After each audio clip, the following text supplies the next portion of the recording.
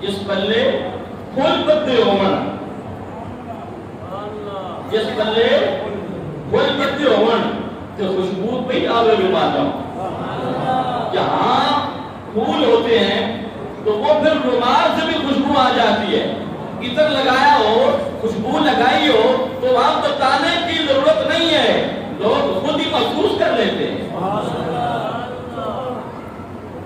تو غلامی رسول کا تقاضا کیا ہے کہ جب ہم نے غلامی رسول کا نعرہ لگایا ہے تو پھر اعمال بھی ایسی ہو، کردار بھی ایسا ہو کہ بتانا ہی نہ پڑے کہ ہمیں بہت قبول ہے. دیکھنے والے کو پتہ چل جائے کہ یہ ہے اللہ والا، یہ ہے غلام مصطفیٰ. اور بڑے افسوس کے ساتھ کہنا پڑتا ہے کہ آج ہم نے مصطفیٰ کریم صلی اللہ تعالی علیہ وآلہ وبارک وسلم آپ کو تو مانا ہے لیکن آپ کی کبھی نہیں مانی.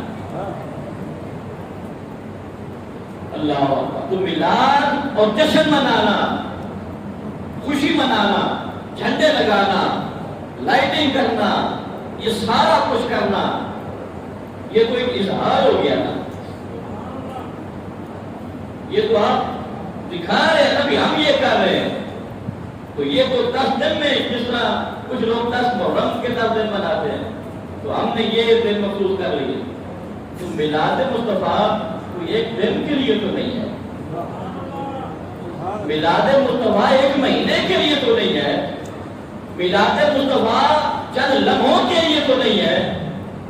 بڑے دکھ کے ساتھ مجھے یہ جملے کہنے پڑتے ہیں کہ جو میلاد کی محفل میں یہ نعرے لگاتے ہیں کہ غلامی رسول میں ان کو عشاء قبول نہیں ہے، ان کو فجر بھی قبول نہیں ہے. وہ نعرے لگانے والا نہ تو عشاء کی نماز میں آیا نہ فجر کی نماز میں آیا، تو وہ ایسا عاشق رسول کس منہ سے یہ کہتا ہے کہ غلامی رسول میں مجھے بہت نہیں قبول.